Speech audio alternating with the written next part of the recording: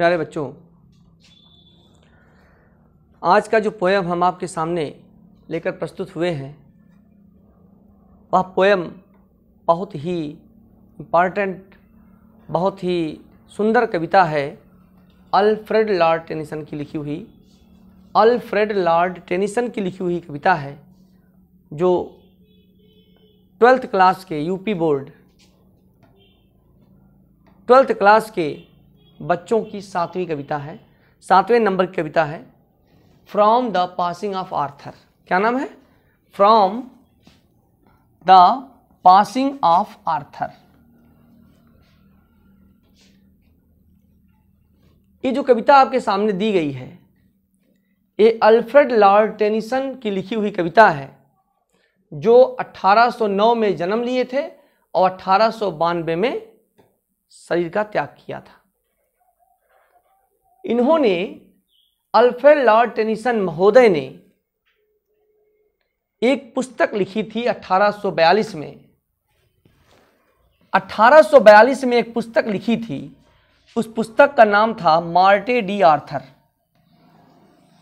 मार्टे D Arthur.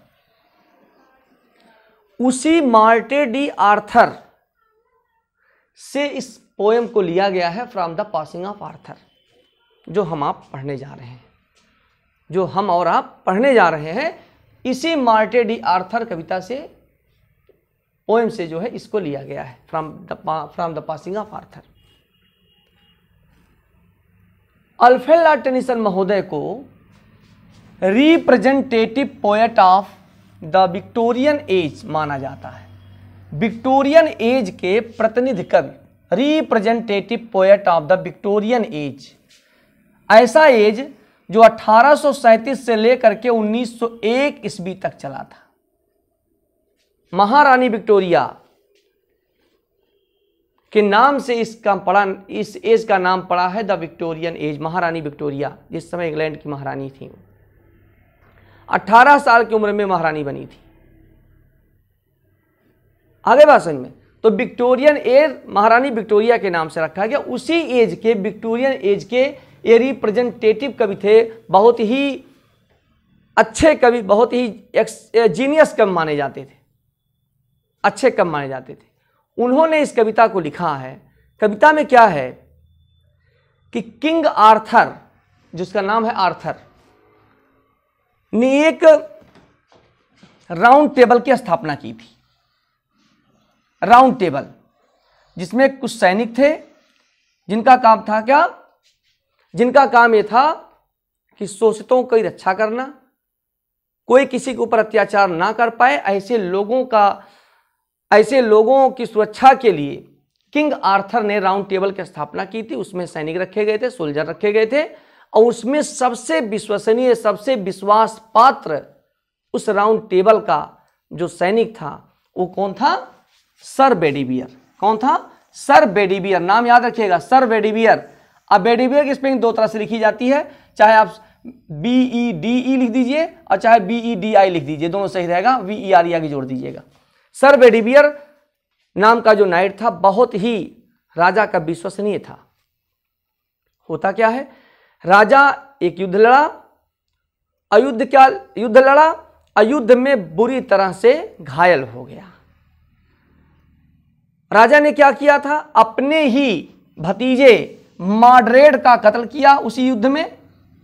मॉडरेड जो एक यूजर्पिंग नेफ्यू था, अवैध रूप से कब्जा करने वाला भतीजा था, उसका राजा ने कत्ल किया, और कत्ल के दौरान वो भी घायल हुआ, और उसका जो राउंड टेबल था राजा का, वो पूरी तरह से बिखर गया, टूट गया, विखंडित हो गया। तो वह अपने 3 रानियों के साथ अपने घाव को भरने के लिए आइलैंड ऑफ एवालान जा रहा है। 3 रानियों के साथ आइलैंड ऑफ एवालान या आइलैंड ऑफ एविलियन जा रहा है। उस समय केवल बेडीवियर बचा हुआ है। बेडीवियर बहुत परेशान है, वह अपना धैर्य खो चुका है, और राजा से कहता है, आह माय लॉर्ड आर्थर, विदर शैल आई गो? मैं कहाँ जाऊं? अब तो आप जा रहे हैं, मैं कहाँ जाऊं? बहुत ज़्यादा परेशान है। तब राजा king Arthur बेडेवियर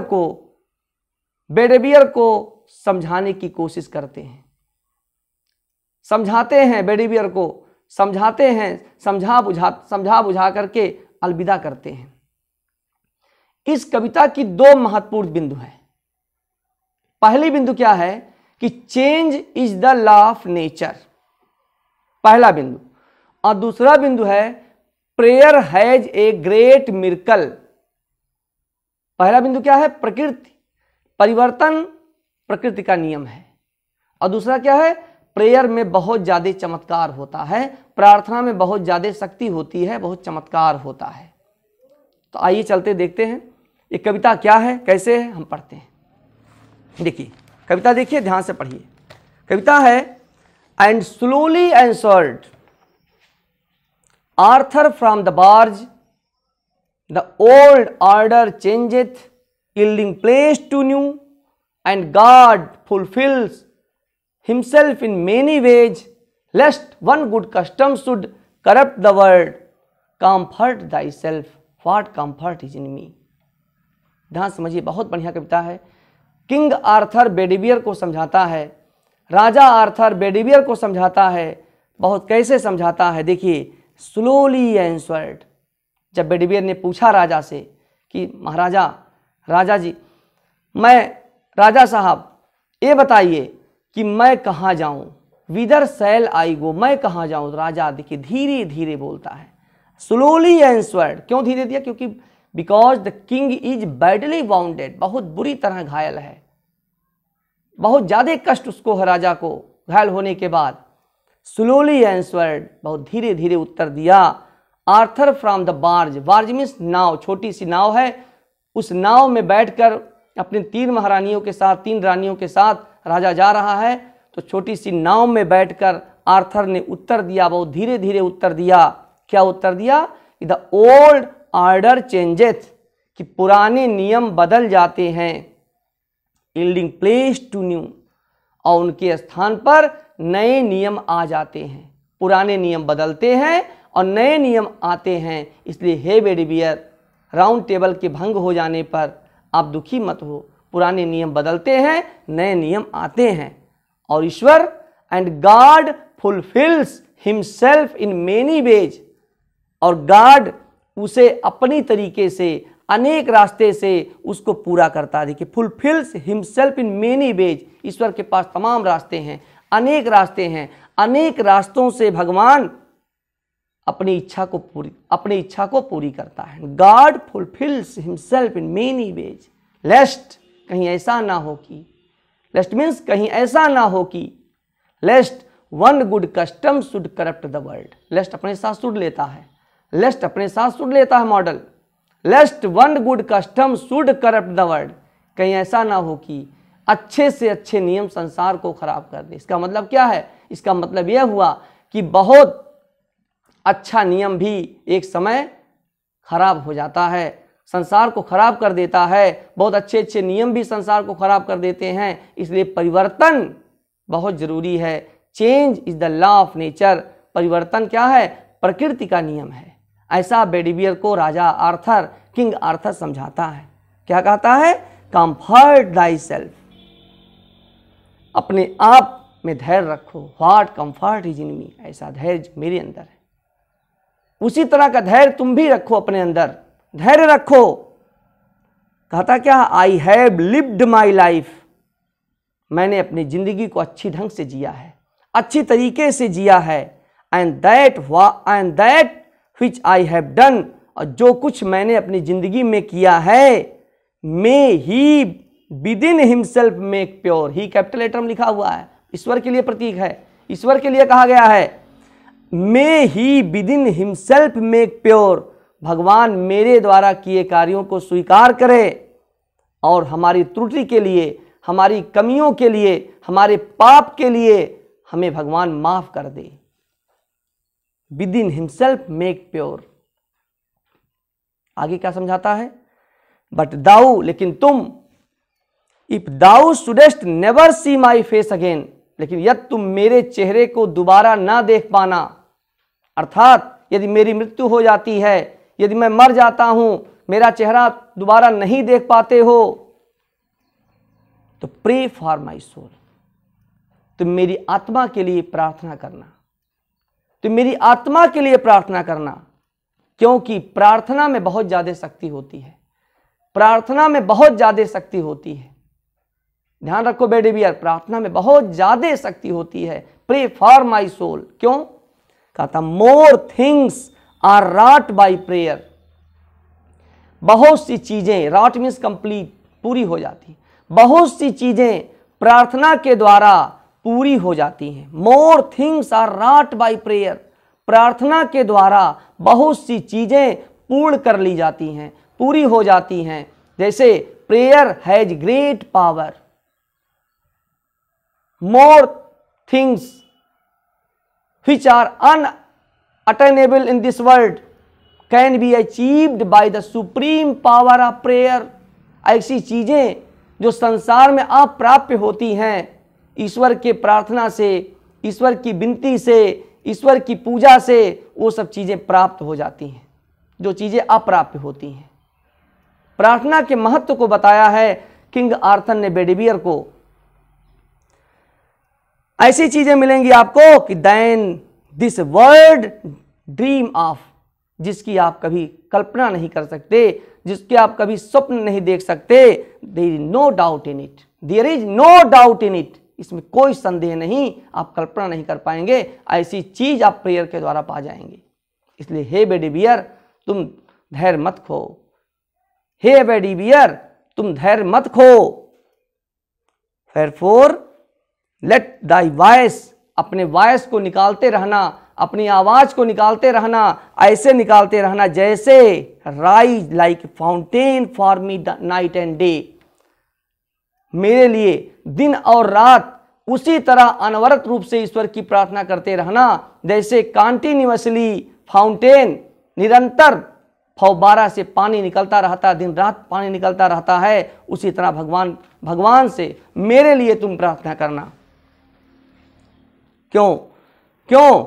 for what are men better than sheep or goats that nourish a blind life within the brain.